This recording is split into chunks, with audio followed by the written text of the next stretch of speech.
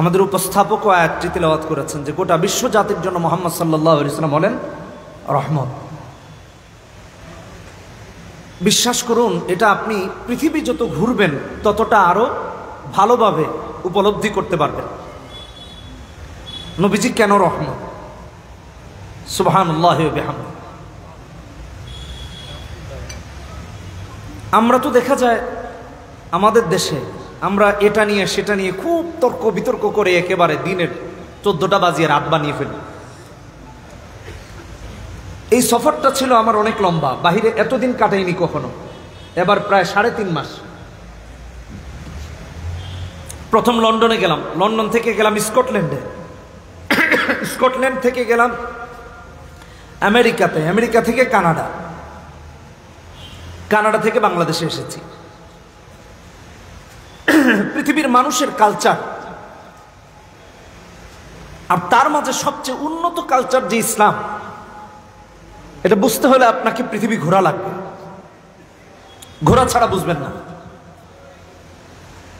এটা বুঝতে হলে আপনাকে দেখতে হবে ইসলাম কেন শ্রেষ্ঠ এবং ইসলাম কেন একমাত্র আল্লাহ মনোনীত ধর্ম,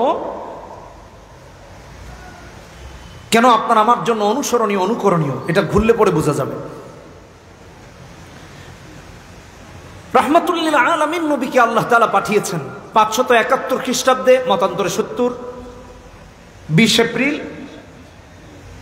8, 9 অথবা 12 রবিউল আউয়াল।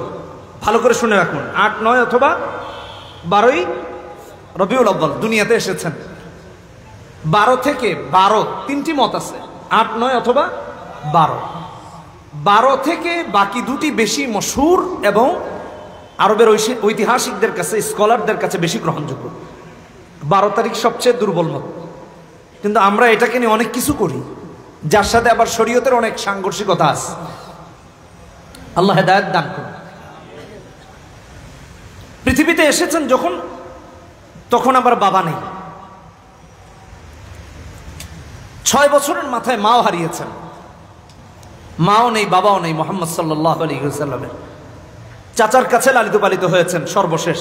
তার আগে গার্ডিয়ান ছিলেন বাবা মায়ের পরে দাদা আব্দুল মুত্তালিব, তিনিও মারা গেলেন। চাচা অভিভাবক হয়েছেন, চাচা আবু তালেবের কাছে লালিত পালিত হয়েছেন। অথচ আবু তালেব কিন্তু ঈমান আনেন নাই, ইসলাম গ্রহণ করেন নাই, বেঈমান অবস্থায় মারা গেছেন, যেটা আপনি আর আমি খুঁজলে পাবো। মুসলিম শরীফের হাদিস, 141 নম্বর হাদিস। কাফের মুশরিকরা ঘেরাও করে রেখেছে, খবরদার আবু তালেবের কাছে মুহাম্মদকে যেতে দেওয়া হবে না, কারণ যদি নবীজি কালেমার দাওয়াত দিয়ে দেন আর আবু তালেব যদি কালেমা পড়ে নেন, তাহলে তো তিনি মুসলমান হয়ে যাবেন, বাপদাদার ধর্মে কলঙ্ক লেপন করবেন। এজন্য নবীজিকে যেতে দেওয়া হচ্ছিল না। নবীজি কাঁদতেছেন যে চাচা আমাকে এত প্রোটেক্ট করলেন, এত সহযোগিতা করেছেন। বলে হুজুর কি সহযোগিতা করেছেন, আসেন একটু শুনি। 40 বছর বয়সে নবুয়তি পেয়েছেন, কালেমার দাওয়াত দেওয়া শুরু করেছেন। আক্রমণের শিকার হতে লাগলেন, আক্রান্ত হতে লাগলেন। কেউ বলছে মুহাম্মদ মেরে ফেলবো, কেউ বলছে মুহাম্মদ বের করে দিব মক্কা থেকে, কেউ বলতেছে মুহাম্মদ হত্যা করব। কেন? অপরাধ কি? লা ইলাহা, কথা বলেন না কেন? লা ইলাহা ইল্লাল্লাহ, এই দাওয়াত দিচ্ছেন, এটাই হচ্ছে অপরাধ। নবীজি কেঁদে কেঁদে বিষণ্ণ মন নিয়ে বাড়িতে এসেছেন। আবু তালেব দেখে বললেন, মুহাম্মদ কি হয়েছে, কাঁদছো কেন? তোমার তো বাবাও নেই মাও নেই, আমি চাচা একমাত্র অভিভাবক। আবু তালেব যখন জানতে পারলেন মুহাম্মদ সাল্লাল্লাহু আলাইহি ওয়াসাল্লাম কালেমার দাওয়াত দেওয়ার অপরাধে মক্কার কাফের মুশরিকরা বলছে মুহাম্মদ সাল্লাল্লাহু আলাইহি ওয়াসাল্লামকে মেরে ফেলবে, হত্যা করবে, মক্কা থেকে বের করে দিবে, হাত কেটে ফেলবে, পা কেটে ফেলবে, হাত পা ভেঙে দিবে। আবু তালেব বললেন, মুহাম্মদ, দালাইলুন নবুওয়া লিল বাইহাকি 2য় খণ্ড 341 নম্বর পৃষ্ঠাতে উল্লেখিত আছে, আজও এটা সোনালী অক্ষরে লেখা, ওয়াল্লাহি লা ইয়াসিলু ইলাইকা বিজামইহিম হাত্তা ওয়াসাদা ফিত তুরাবি দাফিনা ওয়া দাউতানি ওয়া আলিমতু আন্নাকা নাসিহি ফালাকাদ সাদাকতা ওয়া কুনতা ফিনা আমিনা ওয়া আরাদতা দীনান قد عرفت بأنه من خير أديان البرية دينا لولا المنامة أو حذار مسبة لوجدتني سمحا ذاك مبينا। বলবেন আবু তালেব কি করে নবীজিকে সহযোগিতা করেছেন, কি ইসলামের ক্ষেত্রে তার ভূমিকা ছিল? আবু তালেব বললেন, মুহাম্মদ কারা বলে তোমাকে আক্রমণ করবে? কে বলেছে তোমাকে মক্কা থেকে বের করে দিবে? আমি আবু তালেব বলছি, আল্লাহর নামে কসম করে, যতদিন আমাকে মাটির নিচে দাফন না করা হয়েছে বা না করা হবে, ততদিন পর্যন্ত তুমি মুহাম্মাদের কাছে ওরা ভিড়তে পারবে না। যারা বলে তোমার হাত ভেঙে দিবে, যারা বলে তোমার পা ভেঙে দিবে, যারা বলে তোমাকে মক্কা থেকে বের করে দিবে, আমিও বলতে চাই, আজ গোটা পৃথিবীতে যারা বলে ইসলামকে বিলুপ্ত করে দিবে, নবীজিকে গালাগালি করে ইসলামকে মিটিয়ে দিতে চায়, সুন্নাহকে কবর দিতে চায়, আমিও তাদেরকে বলি, এই পৃথিবীতে যতদিন একজন কালেমাওয়ালা থাকবে, ইসলামের ক্ষতি হতে দেব না, দেব না, দেব না ইনশাআল্লাহ। লা ইয়াসিলু ইলাইকা বিজামিহিম হাত্তা উওয়াসসাদা ফিত তুরাবি দাফিনা। মাটিতে দাফন করার আগে কে তোমারে মারবে? তিনি ছিলেন আবু তালেব। ইসলামের জন্য কত সহযোগিতা করেছেন। এই জামানায় যদি থাকতেন নবীজি, নবুয়তির দরজা তো শেষ, আবার কেউ অপেক্ষা করেন না, তাইলে কইতেন আবু তালেবের ঘরে নবীজি বড় হইতেছে না, সমস্যা আছে, কারণ আবু তালেব তো কাফের, নাউজুবিল্লাহ মিন যালিক। আমাদের জাহালত শুরু হয়েছে, আমরা তো এর কাপড় খোলায় ব্যস্ত, ওর জামা খোলায় ব্যস্ত, আরেকজনের টুপি খোলায় ব্যস্ত, এগুলোতে লিপ্ত হয়ে গেছে। অনেক আগে ছোটবেলা ৮-৯ সালের কথা বলতেছি, তখন ঢাকার উর্দুর মসজিদের খেতাবতি করি, চকবাজার সাবেক মানে আগে কেন্দ্রীয় কারাগারের সাথে। তখন কেরানীগঞ্জ মসজিদের খতিব ছিলেন হাম্মাদ সাদি রহিমাহুল্লাহ, তাই না? হবিগঞ্জের কৃতি সন্তান। প্রায় দিন তিনি ওপার থেকে বুড়িগঙ্গা পার হয়ে এদিকে আসতেন, দেখা হতো। ৮-৯ সালের কথা বলতেছি, ওনার জীবদ্দশার কথা বলতেছি। ছোট ভাই হিসেবে অনেক আদর করতেন, ভালোবাসতেন, কারণ আমার বাবাকে চিনতেন, তিনি বড় কাটারায় আছেন। পুরাতন উস্তাদদের মধ্যে এখন মনে হয় সবচেয়ে পুরাতন আব্বুই আছেন। তো যেই কথা বলতেছিলাম, আমিন সাহেবকে একবার বললাম, আসরের পরে তিনি হাঁটতেছেন বারান্দা দিয়ে, তো বললাম, হুজুর আমার নিয়ে তো মানুষ কত কথা কয়, কেউ এই দল বানায় দিচ্ছে, কেউ ওই দল বানায় দিচ্ছে, কেউ এই দল বানায় দিচ্ছে। মন ভেঙে গেছে এক কারণে। আসরের পর তিনি হাঁটতেছিলেন লালবাগ জামিয়ার অফিসের সামনে, লম্বা বারান্দা আছে, যারা লালবাগে পড়াশোনা করেছেন তারা দেখেছেন। হুজুর শেষ সময়ে 2012 সালের না জানি 11 সালের কথা বলতেছে, ও না এটা না, ইনি তো মারা গেলেন 12 সালে, পেছ লেগে গেছে। যখন বায়ান প্রথম করি, তো বললাম, হুজুর এটা বলে ও এটা বলে, কোরআনের দাওয়াত দিতে গেলে মঞ্চ কার কি কার এটা নিয়ে খুব সমালোচনা হয় আমাদের দেশে, আমাদের তো এই হালত। তো হুজুর বললেন, যদি এটাই হয় তাহলে আবু তালেবের ঘরে নবীজি কালেমার দাওয়াত দিলেন কিভাবে? কাফের ঘরে। কাফের ঘরে থেকে রসুল ইসলামের দাওয়াত দিয়েছেন, আর কাফের হয়ে তিনি সহযোগিতা করেছেন। আমাদেরকে এখান থেকে সবক নিতে হবে, মুসলমানদেরকে এক হতে হবে। কিছু হলেই আমাদের ছোট ভাইয়েরা বা আমাদের বড়রা ফেসবুকে লাগিয়ে দিলেন, বাস তুফান, এটা নিয়ে ওইটা নিয়ে। আরে ভাই, ফেসবুক কার প্ল্যাটফর্ম? এটা তো ইহুদি নাসারাদের। আপনি একজন আলেমের নাম লিখে একটা পোস্ট করেন, আপনি ফিলিস্তিনের পক্ষে পোস্ট করেন, আপনাকে রেস্ট্রিকশন দিয়ে দিন। তো আপনি এটাতে এত মাথামাতি করতেছেন, আমরা কত আহাম্মক চিন্তা করে দেখেন। নিজের প্রাইভেসি, নিজের ভাইয়ের সাথে ভাইয়ের কি সমস্যা, এটাও ফেসবুকে দিয়ে দিচ্ছে।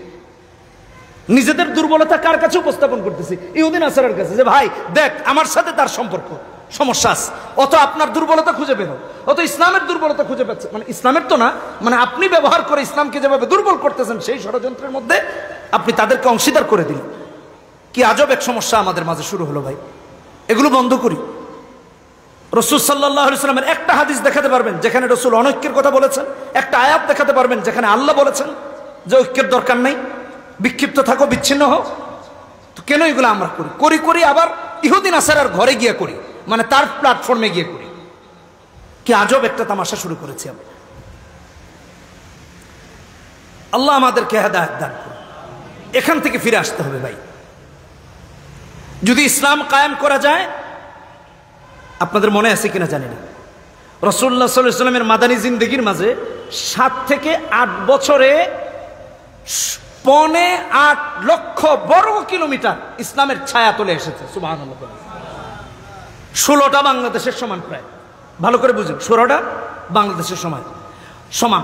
হযরত উসমান রাদিয়াল্লাহু তাআলা আনহুর জামানায় তা হয়েছে প্রায় 26 লক্ষ বর্গ কিলোমিটার। আল্লাহু আকবার বলুন, আল্লাহু আকবার বলুন। এটাই ছিল মুহাম্মদ সাল্লাল্লাহু আলাইহি ওয়াসাল্লামের রাষ্ট্র পরিচালনার, কালেমার দাওয়াত আর তাওহীদের প্রতিষ্ঠার পরিধি। সুবহানাল্লাহ। তখন আর আপনি আর আমি যা করতেছি শুধু খান খান করে দিতেছি।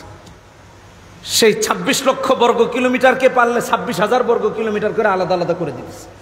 কি আজব ব্যাপার শুরু করেছে। কালিমায় শেষ নবী মুহাম্মদ সাল্লাল্লাহু আলাইহি সাল্লাম, আল্লাহ এক একক। আমরা এত গেঞ্জাম লাগাই কেন, এত মারামারি কেন করি? এটা কখনোই করা উচিত না। আপনার আমার এই কারণে দেখা গেছে যারা মুনাফিকি করে এরাও আড়ালে বের হয়ে ভালো সাজার চেষ্টা করতেছে। আজকালকে এই অবস্থা চলতেছে। আল্লাহ আমাদেরকে মাফ করুন ভাই, কি যে একটা অবস্থা শুরু হলো। রাসূলুল্লাহ সাল্লাল্লাহু আলাইহি ওয়াসাল্লামের জিন্দেগিকে কায়েম করতে হবে, আর সেই জিন্দেগি কায়েমের জন্য প্রয়োজন হলে আল্লাহর রাস্তায় জিহাদে অংশগ্রহণ করা লাগবে। কথা বলেন ঠিক কিনা বেঠিক? এতদিন এই 16টা বছর দেখেছি জিহাদকে সন্ত্রাসবাদ বলে খুব প্রচারণা হয়েছে, এমনকি ফাজায়েলে আমাল পাইলেও বলা হয়েছে জঙ্গিবাদের কিতাব। আপনারা এখনো গুগলে সার্চ দিয়ে দেখেন, এটা দেখানো হয়েছে।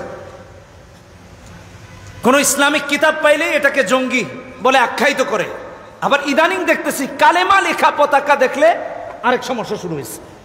ভাই, আপনার দলের পতাকা থাকতে পারে, ওই দলের পতাকা থাকতে পারে, তাওহীদের পতাকা নিয়ে যদি আপনার সমস্যা হয় তাহলে আপনার ঈমান নিয়ে সমস্যা আছে। কথা বলেন ঠিক কিনা বেঠিক? তাওহীদের পতাকায় কি সমস্যা আছে আপনার? লা ইলাহা ইল্লাল্লাহ কি আপনার কালেমা নয়? বিগত সরকারের আমলে নৌবাহিনীর এক ভাই, দুঃখিত, বিমান বাহিনীর এক ভাই এসেছেন, জুমা পড়েছেন, পরে বলতেছেন হুজুর খুব বিপদে আছে। বলে কি হয়েছে?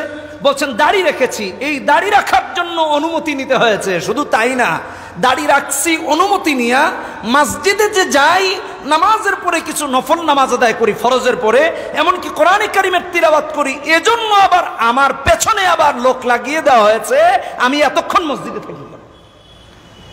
কি ভয়াবহ পরিস্থিতি আমাদের, চিন্তা করেছেন? আমরা এমন একটা দেশে 16টি বছর ছিলাম।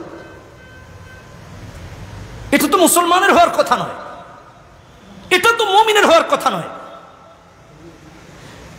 আল্লাহর কসম, জিহাদ মানে সন্ত্রাসবাদ নয়, বরং জিহাদও একটি ফরজ ইবাদত, শর্ত সাপেক্ষে প্রেক্ষাপটে। কথা বলেন ঠিক কিনা বেঠিক? জিহাদকে যারা সন্ত্রাসবাদ বলতে চায়, জিহাদকে যারা জঙ্গিবাদ বলতে চায়, তারাই হলো জঙ্গি।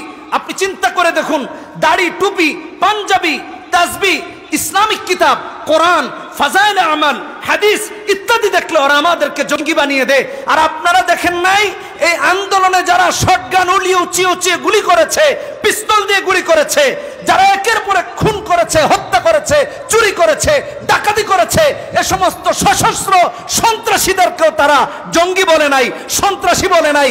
আমার স্পষ্ট বক্তব্য হলো, যারা শুধু আলেম হওয়ার কারণে, তাওহীদবাদী হওয়ার কারণে, কোরআন সুন্নাহর ধারক বাহক হওয়ার কারণে জঙ্গি বলে, আমি বলতে চাই যারা আমাদেরকে জঙ্গি বলে তারাই জঙ্গি, তারাই সন্ত্রাসী। ঠিক কিনা বেঠিক?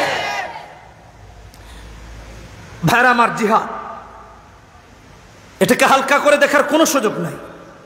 যুগে যুগে দরবারে আলেম বহু পাবেন, এটা সব যুগে ছিল। এই আলোচনায় আমি পরে যাচ্ছি, একটু ভালো করে কথাগুলো মাথায় রাখুন। মক্কার জিন্দেগিতে রাসূলুল্লাহ সাল্লাল্লাহু আলাইহি ওয়াসাল্লাম জিহাদ করেছেন না? ভালো করে বুঝেন, কারণ কাফেরদের বিশাল পরিধি ছিল, তখন জিহাদের অনুমতি আল্লাহ দেন নাই। বরং কি বলেছেন? সূরা নিসায় ৭৭ নম্বর আয়াতে, আলাম তারা ইলাল্লাযীনা ক্বিলা লাহুম কুফু আইদিয়াকুম ওয়া আকিমুস সালাহ ওয়া আতুজ যাকাত, বলেছেন হাতকে সংবরণ করে রাখতে। ভালো করে মাথায় রাখেন, জিহাদের কথা বলেন নাই। ৭৭ নম্বর আয়াত খুলে দেখে নিন সূরা নিসা, জিহাদ করতে বলেন নাই। জুলুম যখন চূড়ান্ত রূপ নিয়েছে তখন জিহাদের কথা বলেছেন। আল্লাহু আকবার বলেন। যখন মুসলমানদের উপর চূড়ান্ত জুলুম হয়েছে তখন আল্লাহ জিহাদের কথা বলেছেন, আর আয়াত নাজিল করেছেন সূরা হজ ৩৯ নম্বর আয়াত, ওয়াযিন ফিন নাস বিল হজ্জ ইয়াতুকা রিজালান ওয়া আলা কুল্লি দামির ইয়াতিনা মিন কুল্লি ফাজ্জিন আমিক। যেরকম হজের কথা বলেছেন, আল্লাহ রাব্বুল আলামিন ৩৯ নম্বর আয়াতেও বলেছেন কি, উযিনা লিল্লাযীনা ইউকাতালুনা বিআন্নাহুম যুলিমু ওয়া ইন্নাল্লাহা আলা নাসরিহিম লাকাদির। সুবহানাল্লাহ বলেন, সুবহানাল্লাহ বলেন। আল্লাহ জিহাদের কথা বলেছেন, মুহাম্মদ সাল্লাল্লাহু আলাইহি ওয়াসাল্লামকে প্রতিরোধ করে তোলার কথা বলেছেন। কারণ হলো মুসলমানদের উপর নির্যাতনের মাত্রা বাড়িয়ে দিয়েছে, জুলুমের শেষ সীমানাও তারা এক পর্যায়ে গিয়ে পার হয়ে গিয়েছে। এজন্য আল্লাহ তাআলা জিহাদের কথা বলেছেন। মুহাম্মদ সাল্লাল্লাহু আলাইহি সাল্লাম নিজেকে সাহাবায়ে কেরামদেরকে নিয়ে জিহাদে উপনীত হয়েছেন। ভালো করে মাথায় রাখুন, জুলুম চূড়ান্ত পর্যায়ে পৌঁছানোর আগে আল্লাহ তাআলা জিহাদের কথা বলেন নাই, জিহাদের নির্দেশনা দেন নাই। জুলুম যখন চূড়ান্ত পর্যায়ে পৌঁছেছে তখন আল্লাহ বলেছেন জিহাদ করো, জিহাদের অনুমতি দেওয়া হইল। ভাইরা আমার, আমরা কোন অবস্থায় চলে গিয়েছিলাম? 16 বছর ঢাকা বিশ্ববিদ্যালয়ের মসজিদে আজান হতে দেওয়া হয়নি।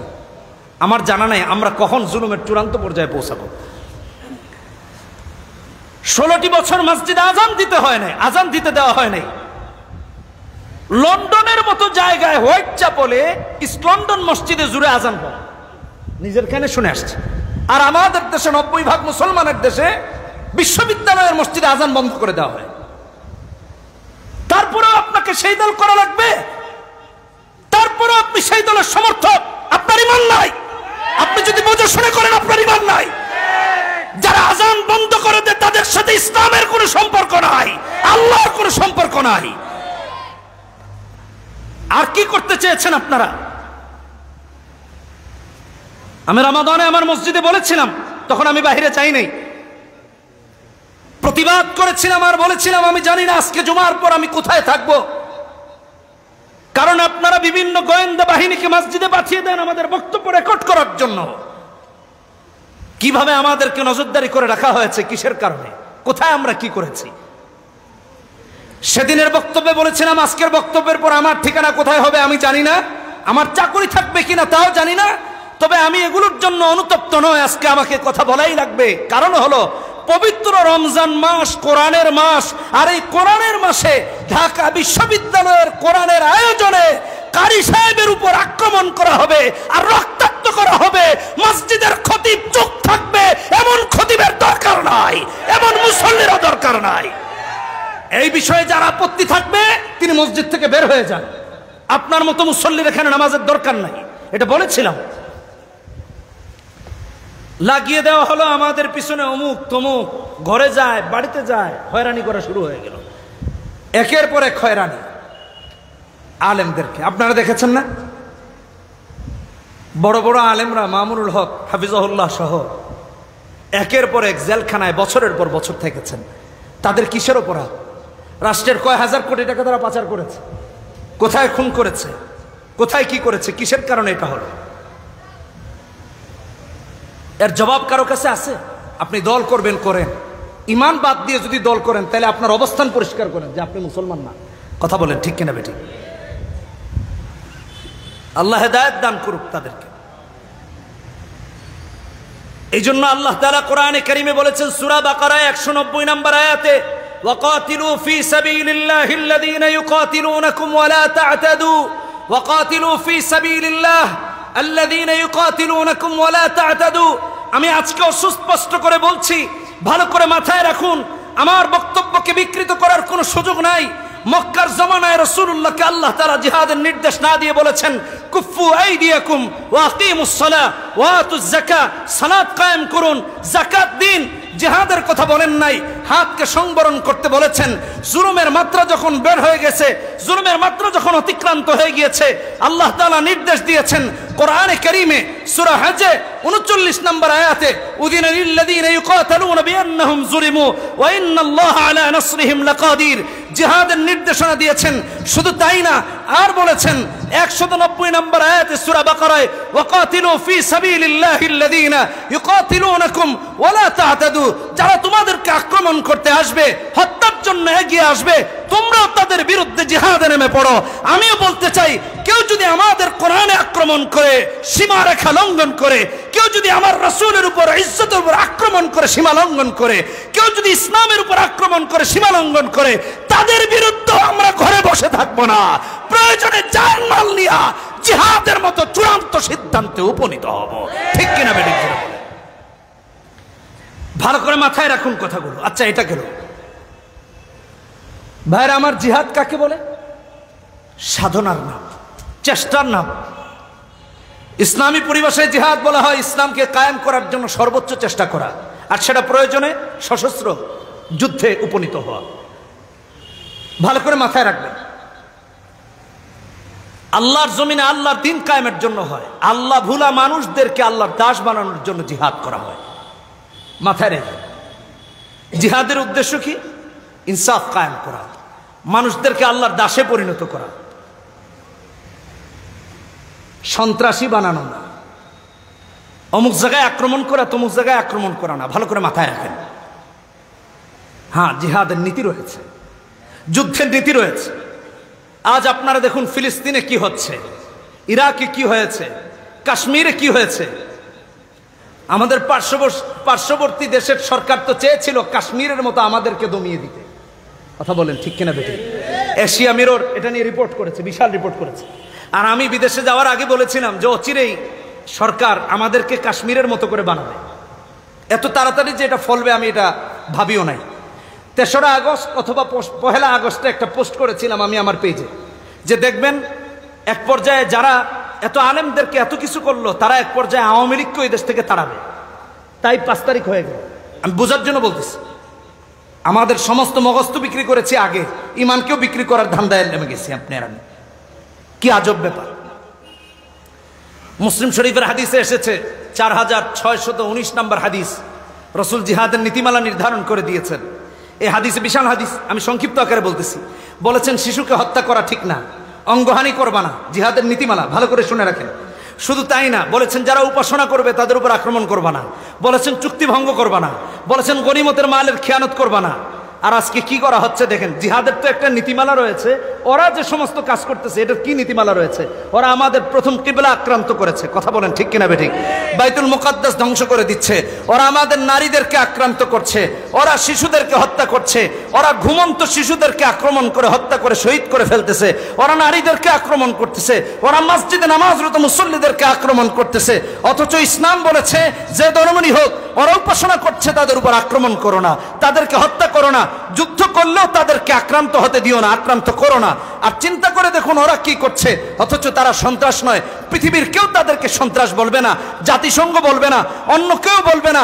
অথচ সবচেয়ে বড় সন্ত্রাসী তারা, মানবতার সন্ত্রাসী, যারা নারীদেরকে হত্যা নিমজ্জিত হয়েছে, যারা নারীদেরকে হত্যার নেশায় উন্মাদ হয়ে গিয়েছে, যারা শিশুদেরকে হত্যা করছে, যারা উপাসনালয়গুলো ভেঙে দিচ্ছে, যারা মাদ্রাসাগুলো ভেঙে দিচ্ছে, যারা বিভিন্ন বিশ্ববিদ্যালয় থেকে নিয়ে কলেজ স্কুলে আশ্রয় নিয়েছে, নিরস্ত্র মানুষগুলোকে হত্যা করছে, শহীদ করছে।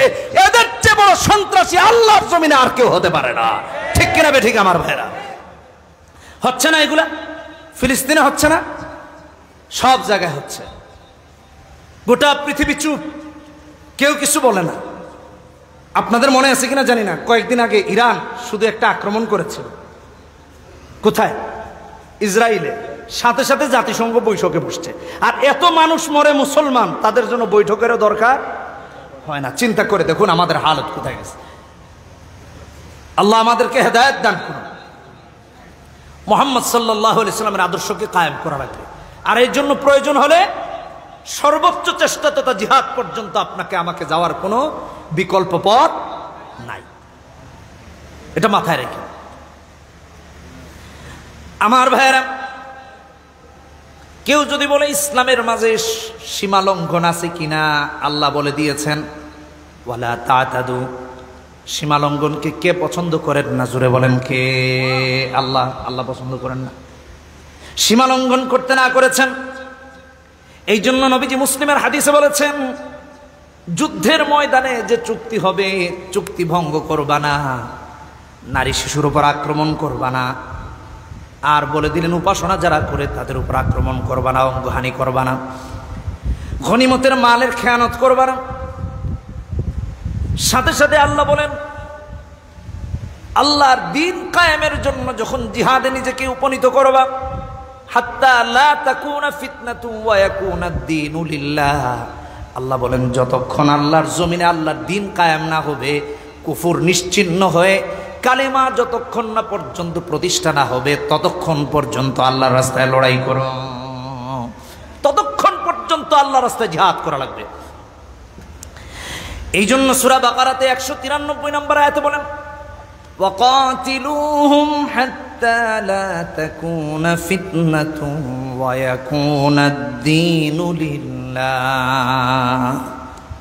কুফর নিশ্চিহ্ন হওয়া পর্যন্ত জিহাদ চালিয়ে যাও। কুফুরকে নিশ্চিহ্ন করে দেয়া লাগবে। কেন আল্লাহ এই নির্দেশ দিলেন? কাফের বেঈমানেরা চায় ইসলাম আল্লাহর জমিনে কায়েম না হোক। কথা বলেন ঠিক কিনা বেঠিক? তাই তো নিজের চোখে দেখেছি, কারণ হলো ঢাকা বিশ্ববিদ্যালয়ের সাথে আমার বাসা।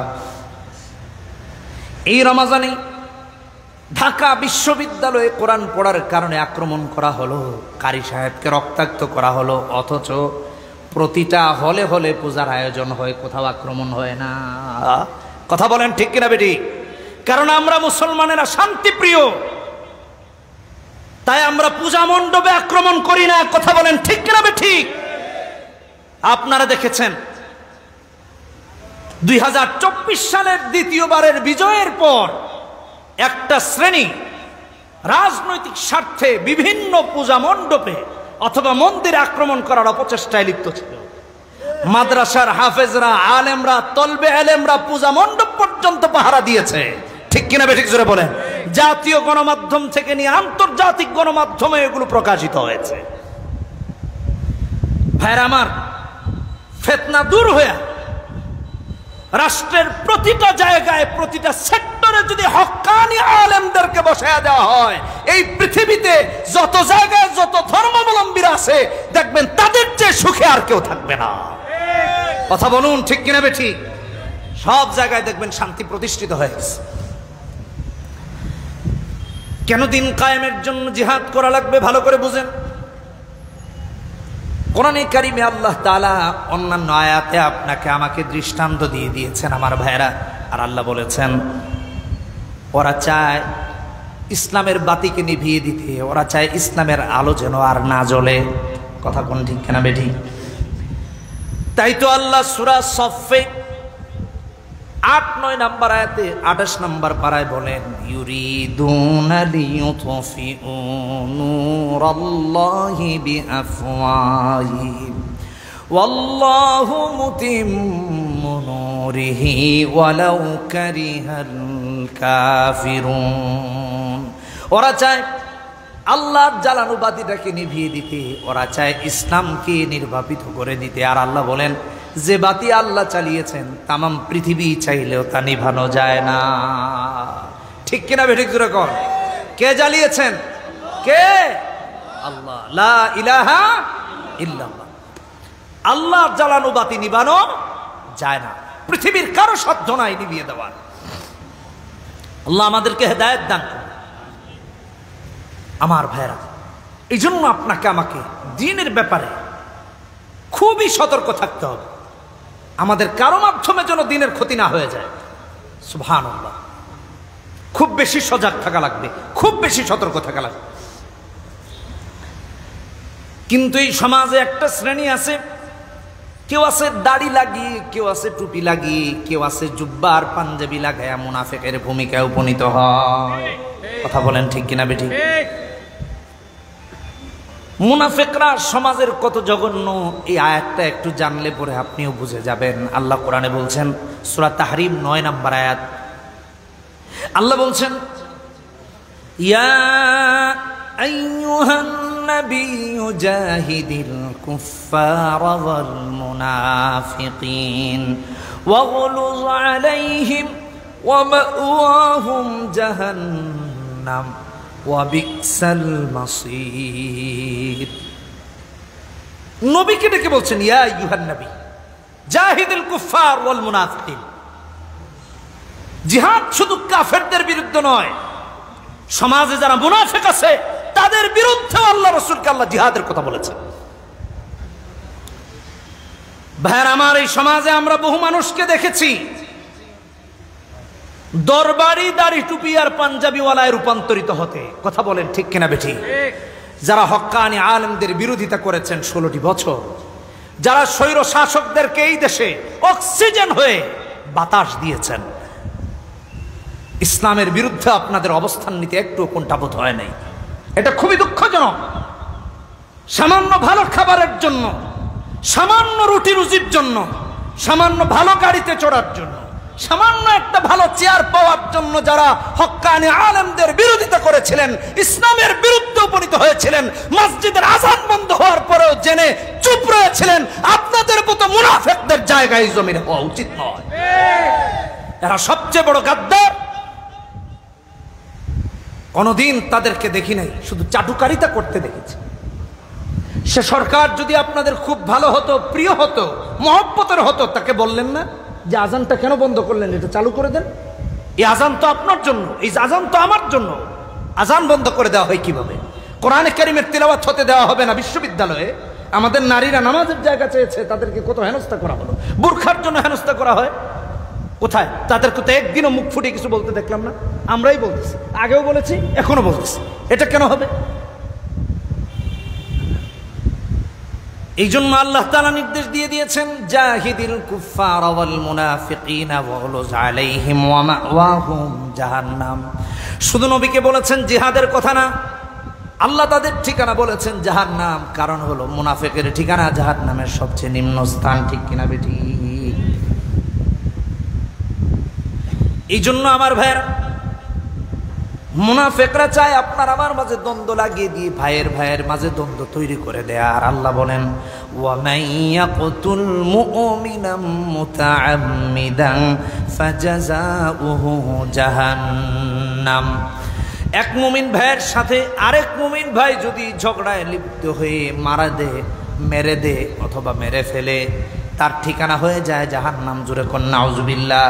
মুমিনের সাথে মুমিনের কখনো দ্বন্দ্ব নাই, মুমিনের সাথে মুমিনের কখনো মারামারি হয় না। ঠিক কিনা বেটি? মুমিনের সাথে মুমিনের মারামারি নেই। সূরা নিসাতে আল্লাহ 93 নম্বর আয়াতে বলেছেন, মাইয়াকতুল মুমিনা মুতাআম্মিদান ফাজাযাউহু জাহান্নাম। আমার ভাইয়েরা, মুনাফিকরা চায় আপনি আর আমি মারামারি করে যেন জাহান্নামী হয়ে যাই। খবরদার, কোন মুসলমান আরেক মুসলমানের বিরুদ্ধে লেগে যাবেন না, এক মুসলমান আরেক মুসলমানকে শত্রু ভাববেন না। সূরা হুজুরাতে 10 নম্বর আয়াতে আল্লাহ বলেছেন, ইন্নামাল মুমিনুনা ইখওয়া। এক মুসলমান আরেক মুসলমানের ভাই। জোরে কোন সুবহানাল্লাহ। এই জন্য মানুষের প্রতি দয়াশীল হন।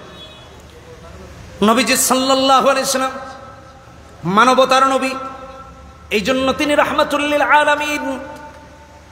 আল্লাহ তার পয়গম্বরের সার্টিফিকেট দিতে গিয়ে সূরা আম্বিয়াতে 107 নম্বর আয়াতে বলেন, ওয়ামা আরসালনাকা ইল্লা রাহমাতাল লিল আলামিন।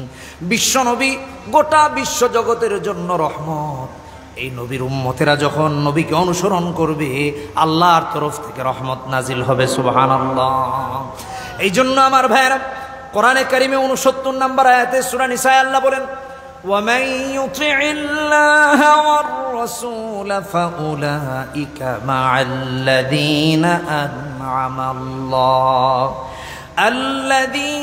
أنعم الله عليهم من النبيين والصديقين والشهداء والصالحين وحسن أولئك رفيقا। আল্লাহকে অনুসরণ আর নবীকে অনুসরণের বিকল্প নাই। বিশ্বনবী মুহাম্মদুর রাসূলুল্লাহ সাল্লাল্লাহু আলাইহি ওয়াসাল্লাম এই সোনালী যুগের জন্য, রাষ্ট্রে পরিচালনার জন্য যে প্রথম নীতি নির্ধারণ করলেন, তা হলো আল্লাহর রাসূলের উপর সবচেয়ে বেশি বিশ্বাস স্থাপন করা লাগবে। আল্লাহ রাসূলের উপর বিশ্বাস স্থাপন করতে হবে। রাসূলুল্লাহ সাল্লাল্লাহু আলাইহি ওয়াসাল্লামের রাষ্ট্রের প্রথম নীতি ছিল এটা। ভাইরা আমার, তাফসীরে তাবারিতে এসেছে, হাদিসটি ইবনে কাসির আলাইহির রাহমাত তাফসীর ইবনে কাসির এনেছেন। এই আয়াতের শান ও নুজুল হলো এটি। একজন সাহাবী রাসূলুল্লাহর দরবারে আসলেন। নবীজি দেখে বললেন, কি ব্যাপার সাহাবীরা আমার, তোমার মনটা খারাপ কেন? তোমাকে বিষণ্ণ দেখা যাচ্ছে। সাহাবী রাহমাতুল লিল আলামিন নবীকে ডেকে বলেন, ওগো নবীজি, এখন তো যখন আমার মনটা খারাপ লাগে আপনাকে দেখতে চলে আসি, মন ভালো হয়ে যায়। যখন অন্য কারণে মন নষ্ট হয় আপনাকে দেখি, মন ভালো হয়ে যায়। ওগো রাহমাতুল লিল আলামিন নবী, দুনিয়াতে আপনাকে দেখে মন জুড়ায় ফেলি, কিন্তু পরকালে আপনাকে কি করে কাছে পাবো?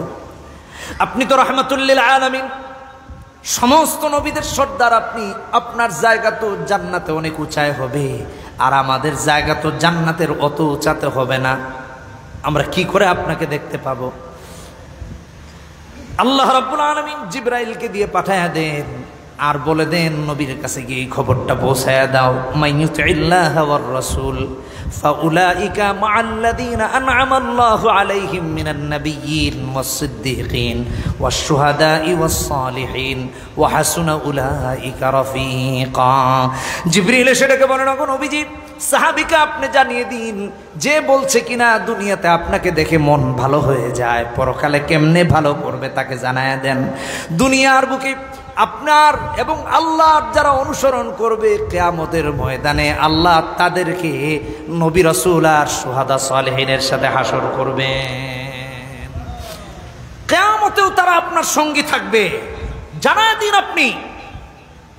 ভাইরা আমার, কেউ যদি বলে আমি মুহাম্মদ সাল্লাল্লাহু আলাইহি ওয়াসাল্লামকে ভালোবাসি, কেউ যদি বলে আমি রাসূলুল্লাহ সাল্লাল্লাহু আলাইহি ওয়াসাল্লামকে ভালোবাসি, তাহলে নবীকে অনুসরণের বিকল্প কোনো কিছু নাই। যুবকদেরকে দেখবেন মেসিকে অনুসরণ করে, তাই না? নেইমারকে অনুসরণ করে, নেইমারের মতো করে চুল কাটে, মেসির মতো করে চুল কাটে।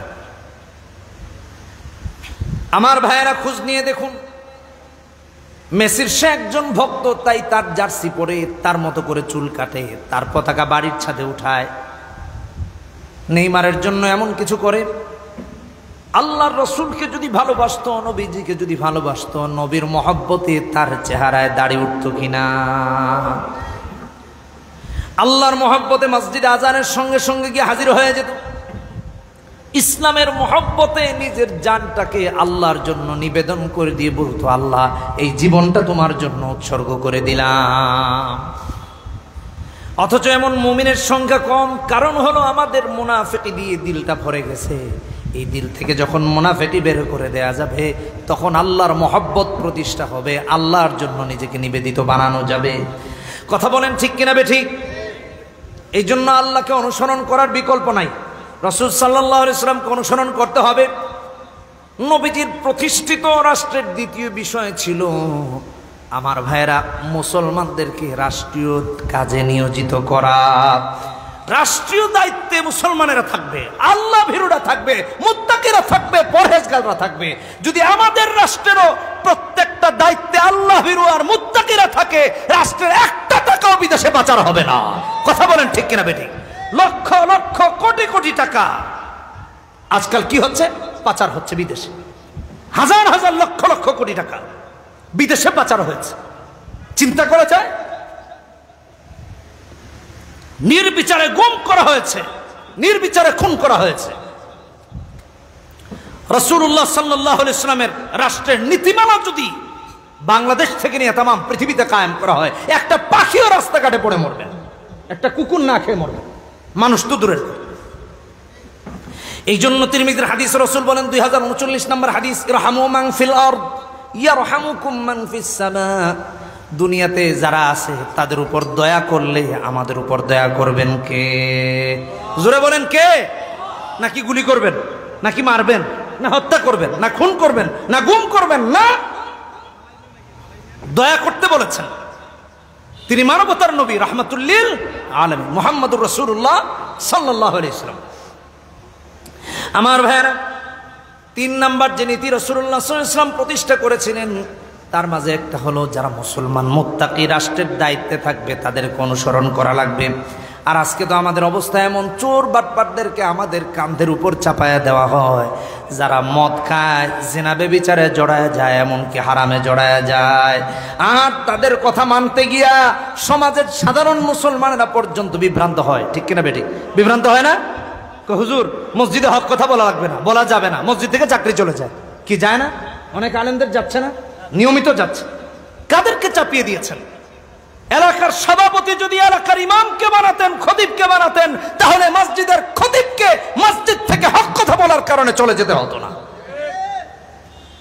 রাসূলুল্লাহ সাল্লাল্লাহু আলাইহি ওয়াসাল্লাম এটাকে নিশ্চিত করেছিলেন। 4 নাম্বার করেছিলেন, প্রত্যেকেই আমাদের কর্মকাণ্ড নিয়ে সমালোচনা করতে পারবে, কোনো অসুবিধা নেই। ভালো মন্দ আমাদেরকে জানাবে, কোনো অসুবিধা নেই। আর আমরা করলে এখন তো গায়েব হয়ে যাওয়া লাগে। নাউযুবিল্লাহি মিন যালিক। রাহমাতুল লিল আলামিন নবী ইনসাফ কায়েম করেছিলেন, ইনসাফ কায়েম করেছিলেন। বুখারীর হাদিস, মুসলিম শরীফেও এসেছে, 6788 নম্বর হাদিস। ভালো করে শুনে রাখেন। একজন কোরাইশ নারী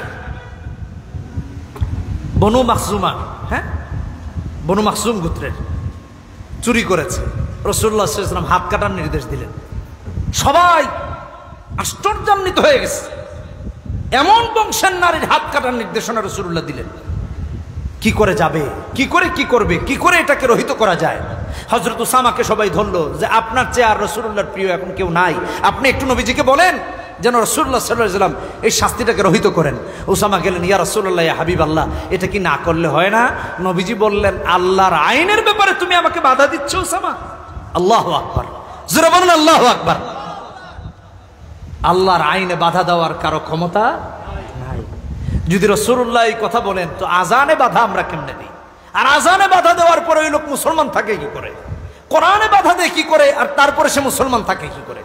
আপনি একজন আলেমকে গিয়ে জিজ্ঞেস করুন যে হুজুর আমি আজান হইতে দেই না, আমি মুসলমান না, হুজুর ফতোয়া দিয়ে দিবে। এটা একটা সাধারণ মক্তবের ফতোয়া দিয়ে দিবে। আল্লাহ আমাদেরকে হেদায়েত দান করুন। আমার ভাইরা, ইনসাফ এবং সাম্যের ধর্ম ইসলাম। আপনি ইসলাম গ্রহণ করুন। আপনি ইসলাম গ্রহণ করতে পারেন না, ইসলামকে